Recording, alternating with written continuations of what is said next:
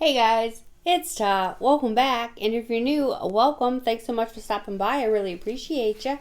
So, for today, we're going to go over what I've read so far this month, which sadly is not much. This past week specifically, I think I might have read 10 pages total from anything. It was recital week, so it was super busy.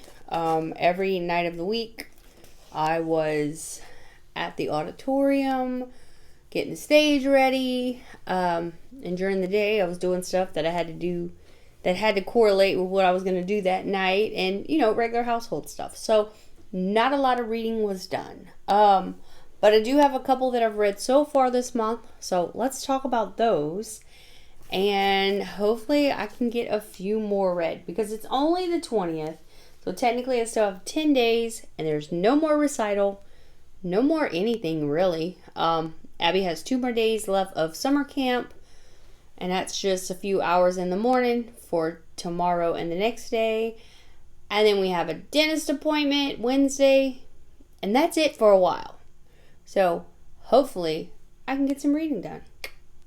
So I'm going to show you the 3 books that I have in hand that, hard copies.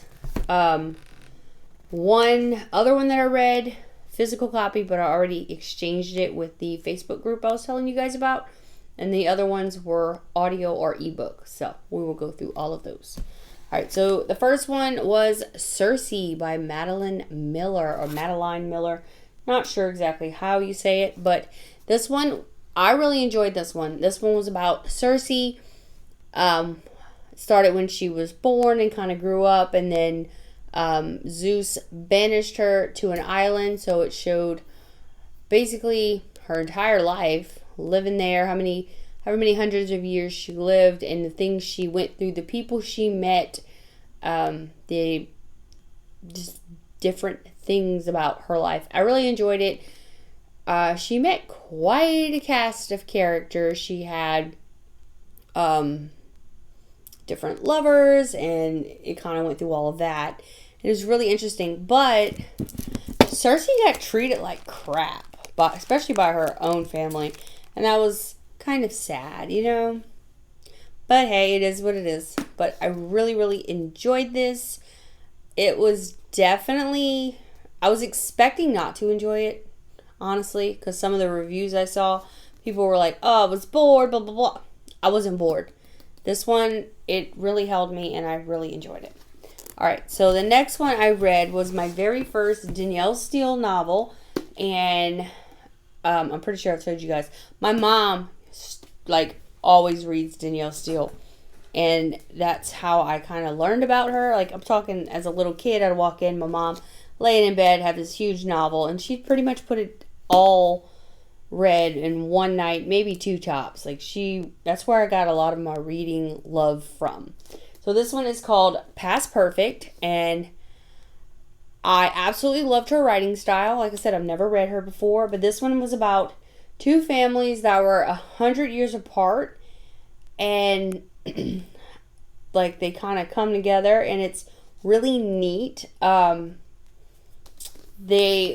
happens is they live in Manhattan, and then the husband gets a offer that he can't refuse for a transfer, a new job, and they wind up moving to California, and he is put in charge of looking for a place for them to stay. Well, instead of doing what his wife told him to do, he decides to kind of wing it, and he gets this really big mansion, hundreds of rooms, this big thing. And what happens is the people who live there were the Butterfields. That was their family home. And lo and behold, the wife was the first one. She saw ghosts. But it was actually the Butterfields. And they literally lived together 100 years apart. It'll be the same date, just 100 years before. So I thought it was pretty cool the way she took that one on. And the way their lives kind of intermingled with each other. super awesome, and I can't wait to give it to Mom to read it because she is gonna love it. So yeah, definitely found a new fan of Danielle Steele right here. Definitely. I'm definitely gonna be trying some more of her books soon.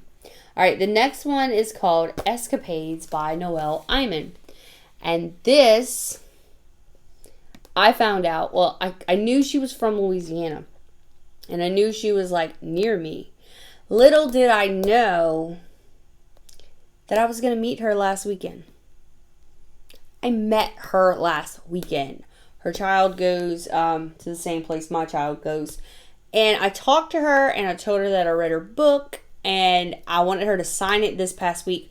But I was just so busy and I didn't want to rush everything or whatever. So I wasn't able to get that signed. But I will definitely be getting this signed soon.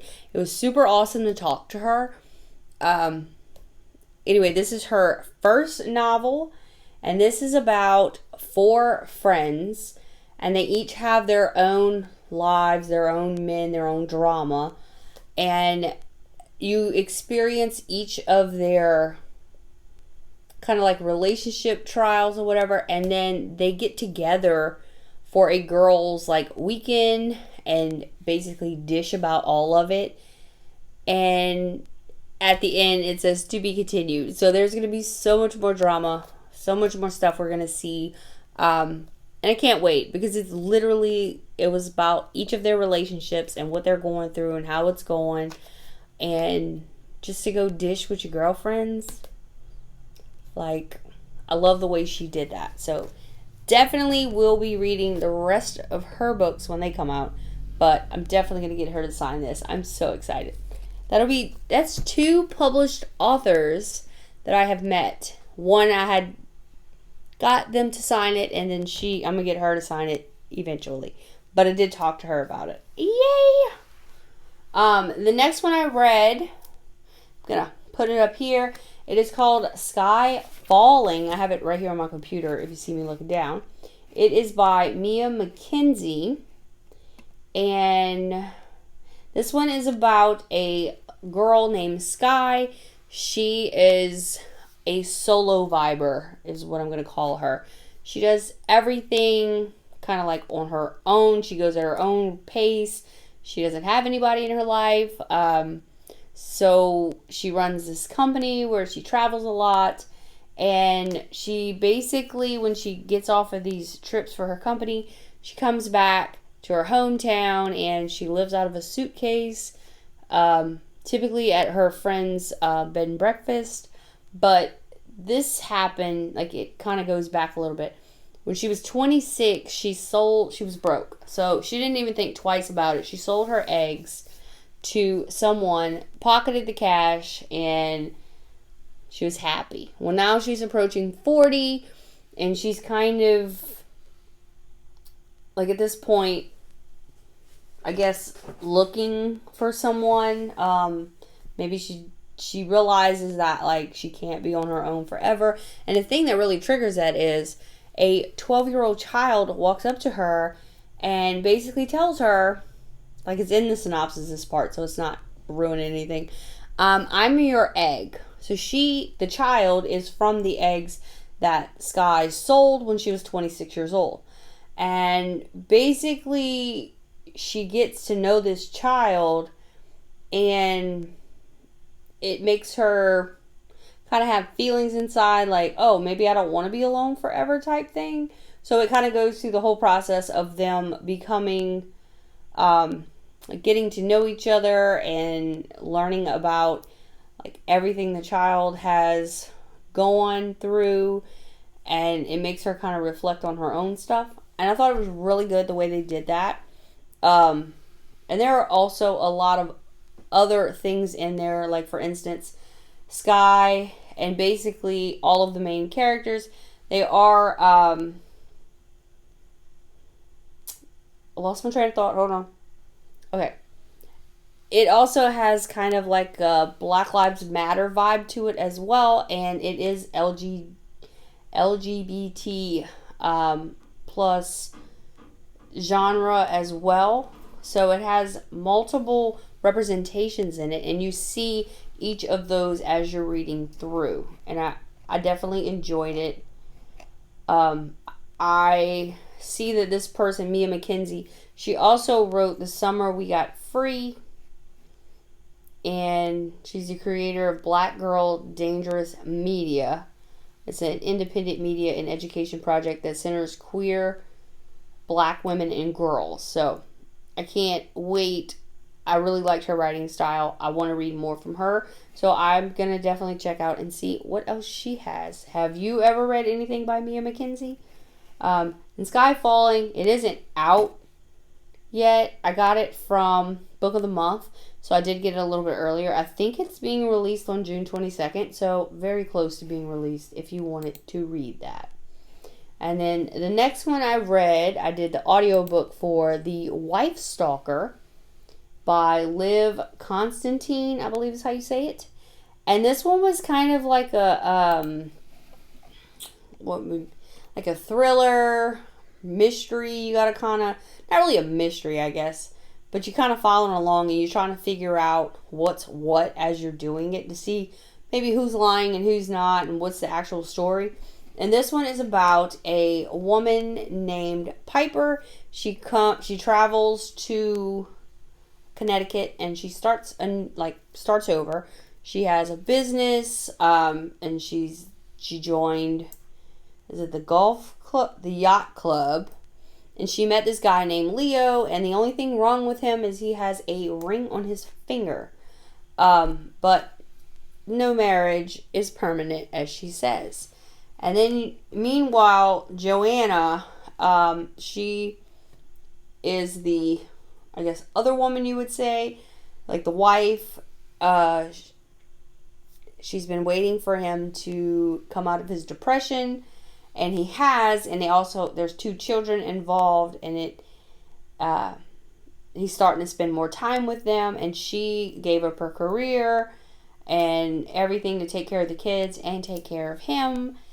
And she is not trying to let Piper stand in the way. So it's kind of like a whole back and forth thing. She kind of digs into Piper's past and finds some stuff out. And she goes to tell Leo. And he's just like, I don't believe anything you're saying. And it says right here, she's devastated and determined to find anything to use against this woman who has stolen her life and her true love. As she digs deeper into Piper's past, Joanna begins to unearth disturbing secrets, but when she confides to her therapist that she fears for the lives of her ex-husband and children, her concerns are dismissed as paranoia. Can she find the proof that she needs in time to save them? And there was a twist for this one at the end that I didn't see that. Did not see that coming. But I'm not going to say what it is in case you want to read it. But I was like, what? That is crazy. So I like this one a lot. I think I gave it 4 stars. No, I lied. I just looked. I gave it 5 stars. I really enjoyed that one. Seeing her go through the process of trying to figure out who this woman is and how she can stop what's going on between Leo and Piper, because she wants to be with Leo, and yeah, really enjoyed that one.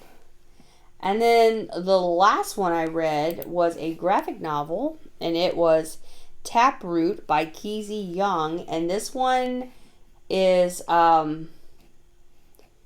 LGBTQ plus. It's paranormal. I guess you can kind of say a fantasy, a little, maybe. Graphic novel, obviously. And this one is about Blue. He is having a hard time moving on. He's in love with his best friend. And also, he's dead. You didn't know, he is dead. But it's okay because Hamill can see ghosts. And that means that Blue can stalk him till his heart is content. And you see their relationship developed. They're always hanging out or whatever. And then Hamill has a strange ability. And the ability may be putting him at risk. So the best thing that Blue thinks he can do is to leave to not put him in danger. So you go through the whole process of him having, you know, feeling that he needs to leave and all this. And it was very cute. I really enjoyed it. I don't know if so I think this is only one book. Like, I don't know if it's multiple in a series or not, but I definitely liked it. I want to see if there's anything else. Like, right here it says books, other books by this person, so I'm gonna have to see what else they have, because I liked this story.